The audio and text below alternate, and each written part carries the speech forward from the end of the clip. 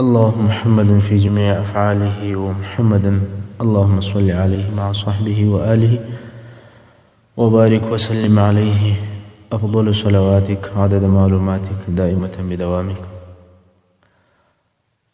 د سیرة النبي صلى الله عليه وسلم څلورمه حصہ. په تیره دریمه برخه کې موږ بیان تر دې ځایه پیل کړی وو چې نصرانیت و حبشیت نصرانیت و یمن ته څنګه داخل شو.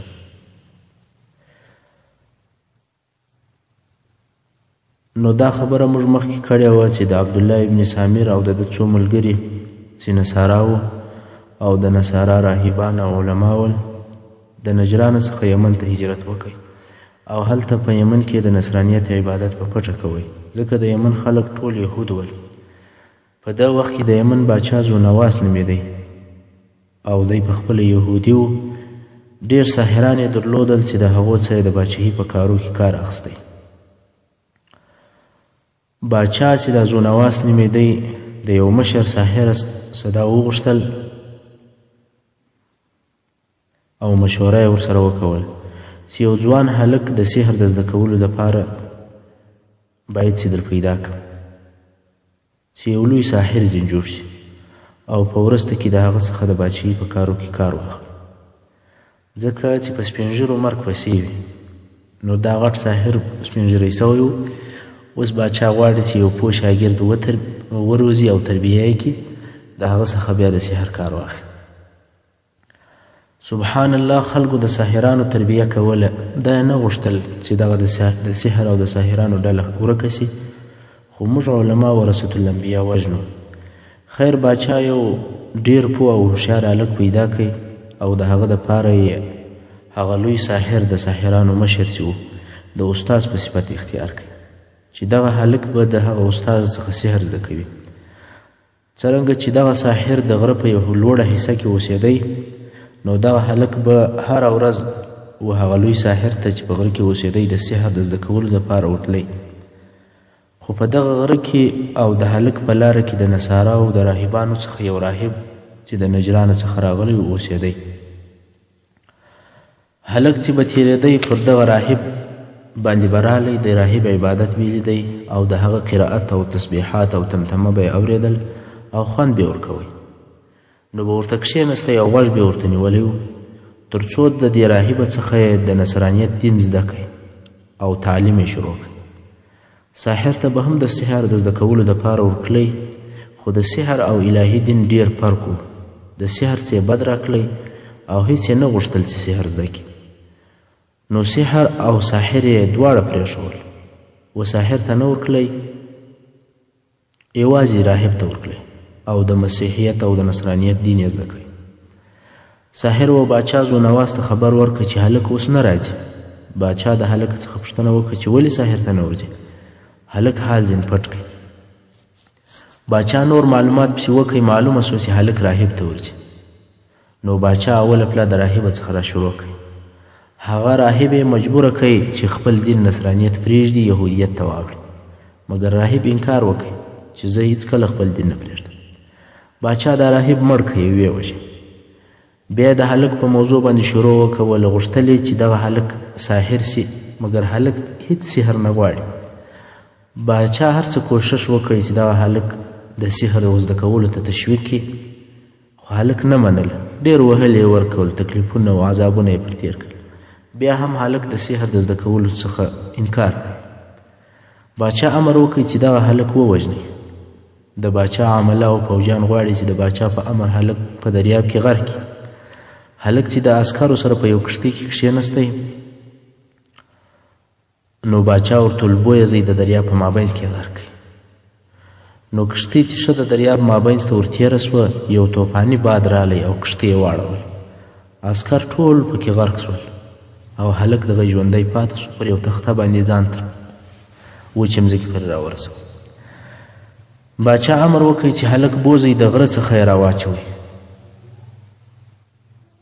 او بیا یې مړ کړئ. ټولو خلک ورته ګوري او اوله واقعه یې ولیدله چې په کښتۍ کې هغه پوجانو نه وه کولی سوی چې هلک مړ کړي. اوس ورته ګوري چې دا فوجیان به یې د غره په واسطه باندې مړ کړي که نه. نو د هلک د وژلو انتظار کوي.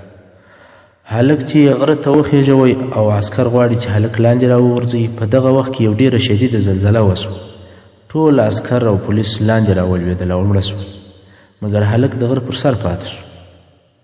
د یمن باچا چې د هلک د وژلو دپاره هره لار جوړه کړي، خو د لوی باچا الله جل جلاله د هلک د وژلو اراده نه وه.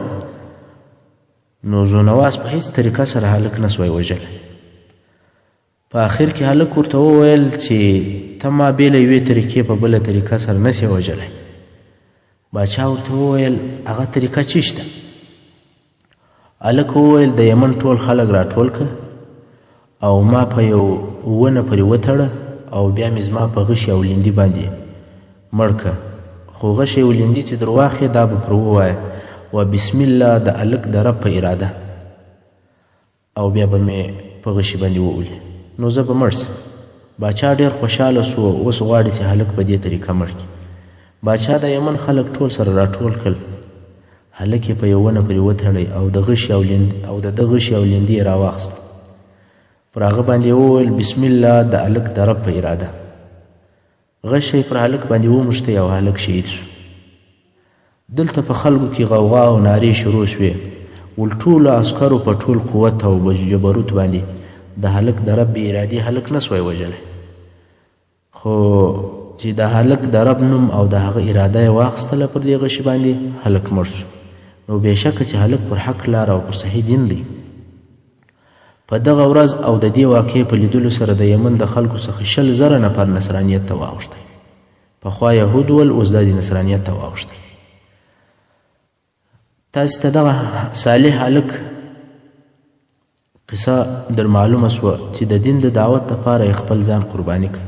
د خلکو د دعوت او بلینې په سبب یې مرګ او شهادت قبول کړ، او نتیجه یې هم هغه سوه چې 100,000 نفر یې په یوه وار نصرانیت ته داخل کړل. نو باچا زونواس ته ډېر قهر ورلی چې څنګه او ولې دغه خلک د ده بې اجازې نصرانیت ته داخلیږي او د ده د امر مخالفت کوي. باچا غوښتل چې یو هلک د نصرانیت څخه منع کړي، او اوس 100,000 نفر په یوه وار نصارا سول. باچا امر وکړ چې په مځکه کې یو لوی خندق او کنده وکني، د بوټو او لرګو څخه یې ډکه کړي او اور ور واچوي. دا کارونه وسول، ډېر خندقونه او کندې وکنل شوي. باچا هغه خلکو ته چې نصرانیت ته اوښتي وو ورته وویل چې یا به دغه نصرانیت دین پرېږدئ یا مو دغه اور ته ور اچوئ. خلکو د دین د پرېښولو څخه انکار وکړي. باچا هم یو اور ته ور اچوي. دا قصه مشهوره قصه ده د رسول الله صلی الله علیه وسلم په احادیثو کې راغلې ده، په بخاري شریف کې او د احادیثو په نورو کتابو کې موجوده ده، خو دلته په اختصار سره بیان شو. رسول الله صلی الله علیه وسلم فرمایي چې په دغو نفرو کې چې اور ته ور اچول کېدل، یو ښځه وه چې یو کوچنی د تیزو یې په غېږ کې و. ښځه وبېرېده چې څنګه خپل ځان او دغه کوچنی زوی په اور کې واچوه. نو یې پښه ونیوله، په تردد کې سوه او په شک کې سوه چې آیا ځان او دغه کوچنی زوی اور ته ور واچوم او که یا. خو په دې وخت کې هغه د غېږې کوچنی زوی هغه یې خبرې وکولې، ول مورې مه بیریږه، ځان دغه اور ته ور واچوه، ته جنت ته رهي یې. دا د الله جل جلاله د قدرت معجزه وه چې د تې کوچنی هلک دی هغه خبرې کوي، او مور یې هم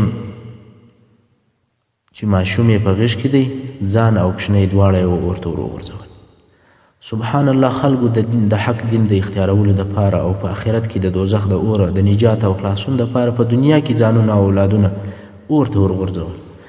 موږ ته څه پیښه ده چې د نفساني خواهشاتو د پوره کولو دپاره او د څو ورځو فاني ژوند او راحت دپاره یا د موقتي کرسۍ دپاره حق دین او حق ویل پرېږدو او د دوزخ اور په خپله خوښه اختیارو. دغه لوی مشهد او عظیمه قصه الله جل جلاله په قرآن کریم کې هم ذکر کړې ده. په سورة بروج کې فرمایي: اعوذ بالله من الشیطان الرجیم والسماء ذات البروج واليوم الموعود وشاهد ومشهود قتل أصحاب الأخدود النار ذات الوقود إذ هم عليها قعود وهم على ما يفعلون بالمؤمنين شهود وما نقموا منهم إلا أن يؤمنوا بالله العزيز الحميد.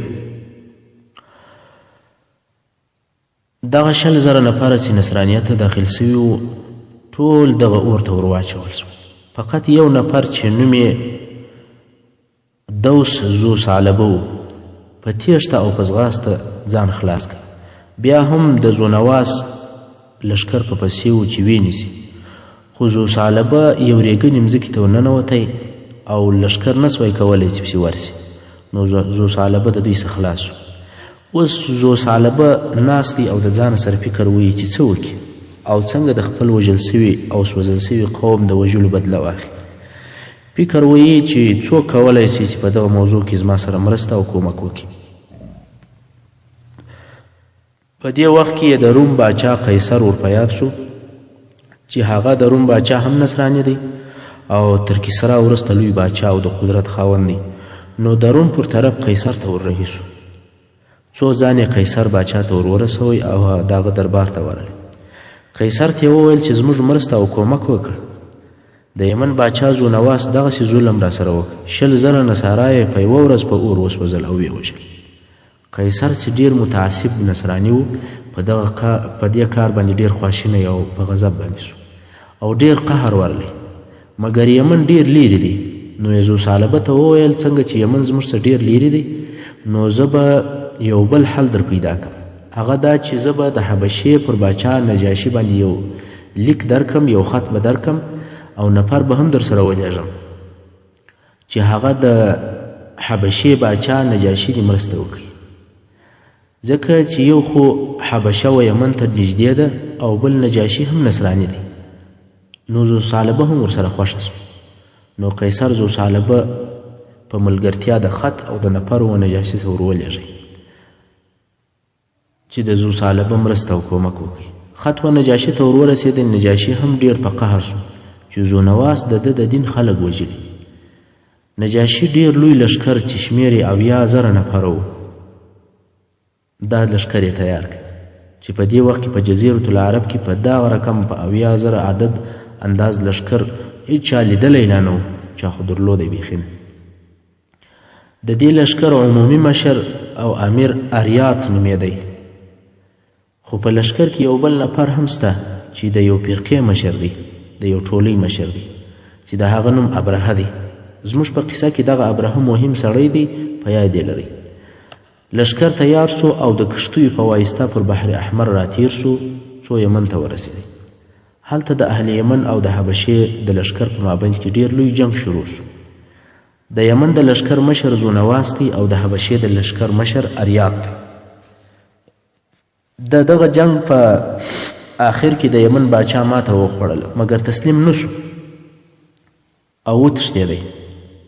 خو حبشیان بیا هم په پسې دي نه پرېږدي.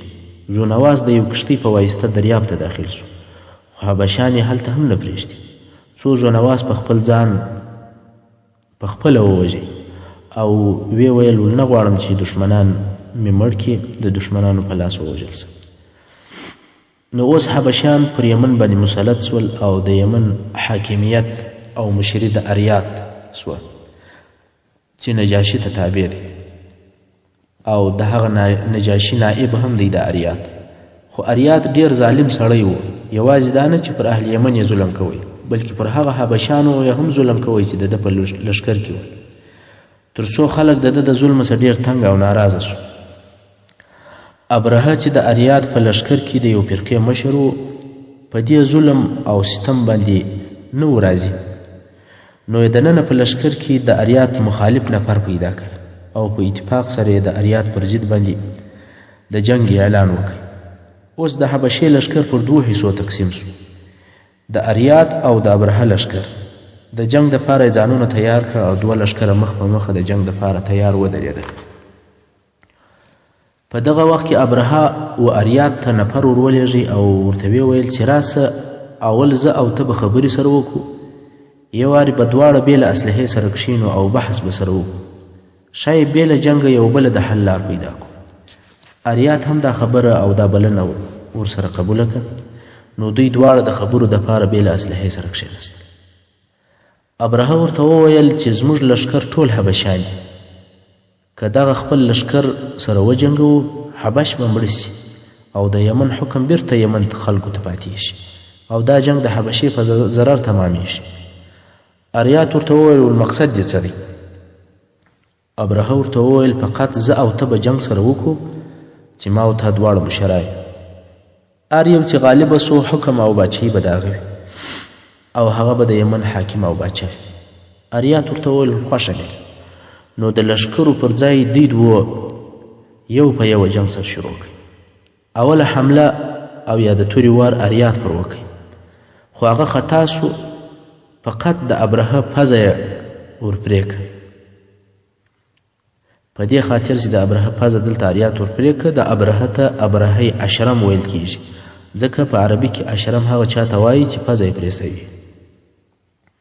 خو دویمه حمله یا د تورې وار ابرهه پر وکړي، اریات یې په توره ووهي او مړ یې کړي.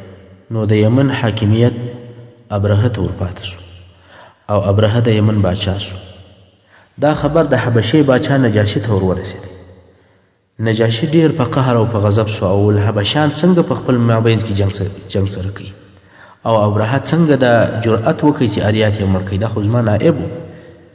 نجاشي قسم یاد کوي چې د خپل لښکره سره به یمن ته ځم او د یمن خاوره به تر پښو لاندې کوم او د ابرهه سر به ورخریم.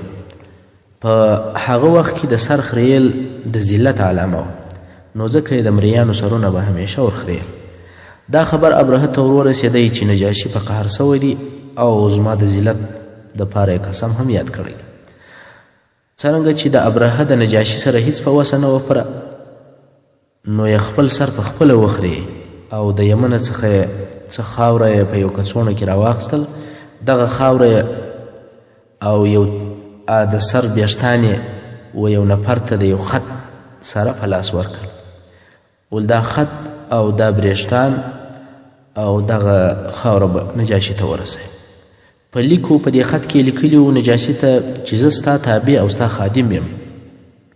ما چې اریات ووژئ هغه په دې سبب باندې چې هغه ډیر ظالم و، ظلم یې کوئ، خلک یې ستا څخه متنفر کول او بیزاره کول. ستا د قسم د ادا کولو دپاره ما خپل سر په خپله وخرئ. دغه زما بیشتان دي او دغه هم د یمن خاوره ده، د دې دپاره مې در ولېږل چې تر پښو یې لاندې کړي چې ستا قسم ادا شي. نجاشي هم راضي سو او خوشحاله سو. ول څنګه چې دی زما تابع دی او زما د امر څخه مخالفت نه کوي، نو جنګ ولې ورسره کوم؟ د نجاشي سره خبره پای ته ورسېده. مګر ابرهه چې د نجاشي نائب بلل کیږي، د هغه په زړه کې بیا هم د نجاشي بیره ورسره و. د دې دپاره چې خپله وفا او تابعداري نور هم نجاشي ته وروښیي، نو یې امر وکړي چې په یمن کې یو ډیره لو او ښایسته کنیسه جوړه کړي. کنیسه د نصاراو د عبادت ځای دی، لکه د مسلمانانو د عبادت ځای چې مسجد دی. څنګه چې نجاشي نصراني او عابد سړی و، ابرهه ویل په دې کار به نور هم نجاشي خوشحاله او راضي شي. کله چې کنیسه جوړه سوه، نو پر دې کنیسه باندې د قلیس نوم کښېښود او نجاشي ته حال ورولېږئ چې په یمن کې مې یو ډیره لو کنیسه ستا د عزت او خوشحالولو دپاره جوړه کړې ده او ټول عرب به په دې سره امر او مکلف کم چې دغه کنیسې ته د عبادت کولو دپاره راسي. بیا یې شاوخوا د عربو قبیلو ته نفر ورولېږل چې عرب هم د کنیسې په جوړولو خبر او مکلف کړي چې د حج او د عبادت دپاره باید چې قلیس ته راسي. په دې جمله کې د ده نفر د عربو یو قبیلې ته ورلل چې هغه قبیله اهل نسیء نومېدل.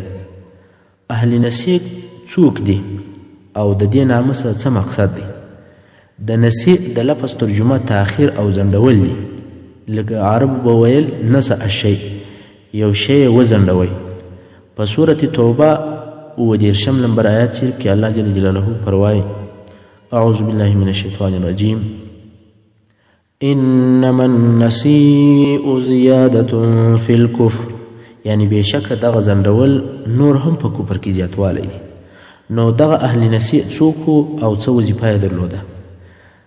د دغو خلکو پیژندل څه نور معلومات ته ضرورت لري هغه داسې کله چې الله جل جلاله ټول عرب د ابراهیم علیه السلام پر دین کړل او په ټولو عربو کې بې له ابراهیم علیه السلام د دینه بل دین نه و موجود ټول عرب موحدین وو خو بیا کرار د دین علما کمیدل او د دین صحیح او اصلي احکام ورسره ختمیدل او پټېدل په دین کې نور شان د دین په نامه داخلېدل خو بیا هم پر دې سربیره چې دین ډیر سره خراب تو د ابراهیم علیه السلام د دین څه آثار پاته و لکه حج او عمره او څه نور داسې شیان چې د هغې جملې څخه یو هم د حرامو میاشتو عزت الله جل جلاله د سورة توبې په 14 نمبر آیات کې فرمایي اعوذ بالله من الشیطان الرجیم إن عدة الشهور عند الله 12 شهرا في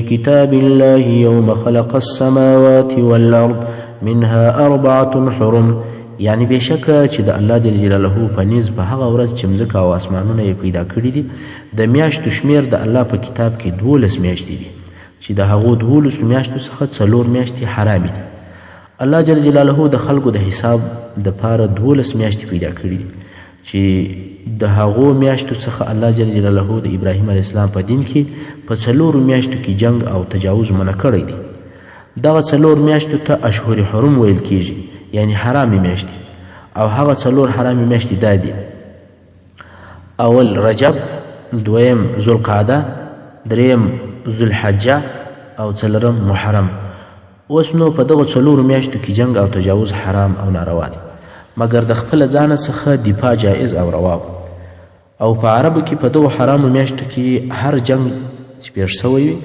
هغه جنگ ته به دوی حرب الفجار وایي یعنی د فاجرانو جنگ ځکه دا کار د الله جل جلاله پر حرماتو تجاوز او دا کار د فاجرانو کار د فجار جنگونه 15 دانې دي چې په عربو کې په د حرامو میاشتو کې پیښ شوي عربو په خپل ټول تاریخ کې په دغه حرامو میاشتو کې دا 15 واره جنگونه کړي دي او د فجار په 15م جنگ کې رسول الله صلی الله علیه وسلم مبارک هم ګډون او اشتراک کړی دی دغه جنگ هغه وخت پیښ شو چې د حوازن قبیلې په دې حرامو میاشتو کې پر مکه مکرمه حمله وکوله او قریشو د خپل ځان د دفاع دپاره د هغو سره جنگ کوي او دفاع خو بیا جایز او روا وه په دې میاشتو کې څنګه چې رسول الله صلی الله علیه وسلم مبارک په دغه جنگ کې چې د مبارک تر بیاست او تر رسالت مخکې و او د رسول الله صلی الله علیه وسلم مبارک عمر هم کم و نو په دې جنگ کې و خپلو اکاګانو ته غشي ورکول په حدیث شریف کې راغلی دي چې رسول الله صلی الله علیه وسلم مبارک فرمای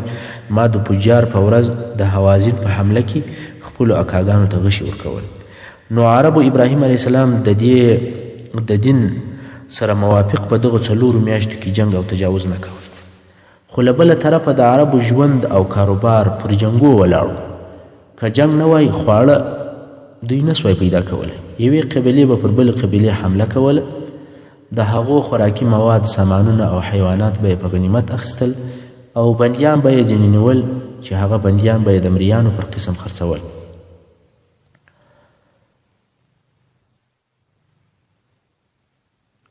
دغه جنګونه د دوی ژوند تجارت او کاروبار یو د ځنګله قانون هر زورور به کمزوری خوړی بې له جنګه د دوی ژوند په لوږه او مسکنت تېرېدی څرنګه چې په دیني لحاظ سره په دغه 4 میاشتو کې پر دوی جنګ منع او دوی بې له جنګه ژوند نسوی کولی نو بیا هم رجب یوازې یوه میاشت وه دوی د جنګ څخه صبر کولی سوی مګر هغه نورې 3 میاشتې چې ذوالقعده ذوالحجه محرم دی هغه سره پسې وې دغه 3 میاشتې جنگ نه کول دوی ته ډیر سخت تمامېدی نو یې د دغه مشکل د حل دپاره یو لار وسنجول هغه د حل لار داسې وه عربو یو قبیله وټاکله او هغې قبیلې ته یې د میاشتو د اړولو واک او اختیار ورکړ یعنی دا قبیله کولی سي چې یوه میاشت په بله میاشت سره واړوي مثلا دوی کولی سي چې د محرم میاشت چې جنگ پکښې حرام دی سفره وبولي نو جنگ جایز او روا سو او بیا د سفر میاشت د محرم میاشت وبولي یعنی حلاله میاشت و حرامي ته واړي او حرامه میاشت و حلال ته واړي نو دغه د میاشتو اړول چې حلاله حرامه ته او حرامه حلاله ته اړول دا یوازې د اهل نصیع وظیفه وه او اهل نصیع کولی سوی چې دا میاشتې یو بل ته واړي اوس چې مو اهل نصیع وپېژندل بیرته به هغه خپلې قیسې ته راسو کله چې د ابرهه په امر باندې دغه د اهل نسی قبیلې ته هغه د ابرهه لشکر ورلی او د ابرهه نفر ورلل چې تاسې به د حج او د عبادت دپاره قلیس ته راځئ، یعنی هغه کنیسې ته چې ابرهه په یمن کې جوړه کړې ده. دغه قبیلې سره وویل چې ابرهه قلیس جوړ کړی دی او اوس غواړي چې دغه قلیس ته د کعبې شریفې په عوض د خلکو د حج او عبادت دپاره ځای جوړ شي او خلک د کعبې شریفې په عوض دلته پر قلیس باندې راګرځي او طواف وکړي. دا کار خو هیڅ امکان نه لري. نو د دغه اهل نصیحه څخه یو نفر یمن ته ولاړی او قلیس ته ورننوتی. په هر قسم چې یو فارغه وخت یې پیدا کوي او په قلیس کې انساني ضرورت ادا کوي، یعنی ګندګي او مرداري یې پکښې وکړه. په دغه مرداري باندې د قلیس ټول دیوالونه ولړه، ټوله کنیسه یې ورمرداره کړه او سړی وتښتېد. دا خبر شاوخوا نشر سو او په خپله ابرهه هم رالی او دغه ښایسته منظره یې ولیدل. ډېر قهر ورلی. ول دا کار چا کړی دی؟ خلکو ورته وویل دا کار د اهل نسی قبیلې د هغه څه یو نفر راغلی و، هغه دا کار وکړي. هغه خلک د کعبې شریفې ډېر عزت کوي. ابرهه چې کعبه شریفه نه پېژندله، ول کعبه شریفه څه شي؟ خلکو ورته وویل چې کعبه شریفه د ډبرو یو خونه ده چې ټول عرب او نور خلک د حج دپاره ورته راځي. د یمن خلکو د کعبې شریفې په باره کې ابرهه ته نور معلومات هم ورکړي. ابرهه ته دا معلومه سوه چې تر څو کعبه شریفه موجوده وي د ده قلیس ته څوک د حج او عبادت دپاره نه ورځي. نو یې د کعبې شریفې د نړولو نیت او اراده وکړه چې باید کعبه شریفه ونړو. اوس نو د پیل کال یا د اصحاب پیلو کیسه. اوس نو ابرهه د کعبې شریفې د نړولو دپاره د یو لوی لښکر د جوړولو امر وکړي. وایي غواړم چې کعبه شریفه ونړوم.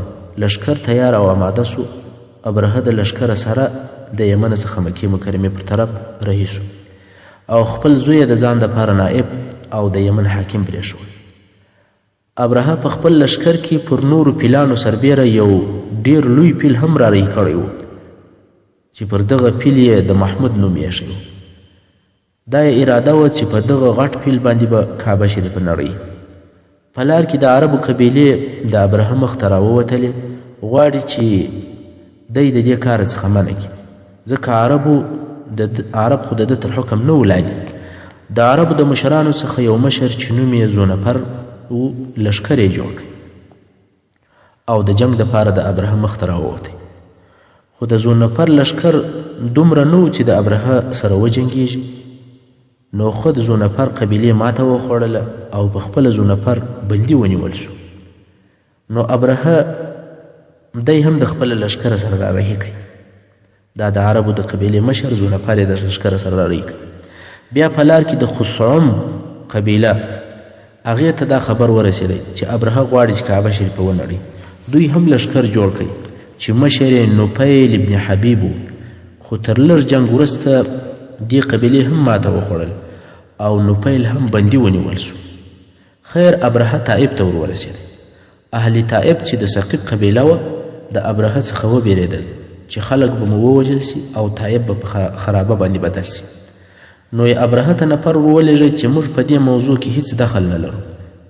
که ته کعبه شریفه نړوې نو ویې نړوه او د دې دپاره چې دا درته ثابته سي چې موږ بېطرفه یو، ستا په کار نه لرو، یو نفر به هم در سره ملګری کړو چې تا ته لار در وښیي او کعبې شریفې ته دې ورسوي. د طائف د خلکو څخه یو نفر چې نوم یې زورغال و، هغه په خپله خوښه د ابرهه سره ملګری سو. د ابرهه لښکر ته یې د کعبې شریفې لار وښوه. نور عرب کله په دې راضي وو او هیڅ داسې نه وه چې د کعبې شریفې د نړولو سره دې کومک وکړي یا دې لار ور وښیي. خو دا یو لوی خیانت و چې دا زورغال وکړي. زورغال د ابرهه سره ملګری سو او د مکې مکرمې لار وښیي. کله چې دوی مکې مکرمې ته نږدې سو دا زورغال په لار کې مړ سو. هلته یې د مکې مکرمې او طایف په منځ کې دی ښخ کړ او د ده قبر د عربو دپاره د ډبرو ویشتلو ځای وګرځېدی. یعنې هر وخت چې به عرب دلته تېرېدل د ده قبر به یې په ډبر ویشتی او ویل به یې دا د خپل قوم خائن دی. حتی که عربو تر اوسه پورې د یو خائن دپاره مثال بیانوي نو وایي پلانی زورغال دی، یعنې خپل قوم ته یې خیانت وکړي او دشمن ته یې لار وروښول. ابرهه د مکې مکرمې اطرافو ته ورسېدی او هلته د مکې مکرمې ساروانان د قریشو اوښان څاري. د ابرهه لښکر دغه اوښان واخیستل او ویې نیول او خپل لښکر ته یې راوستل. په دغو اوښانو کې 200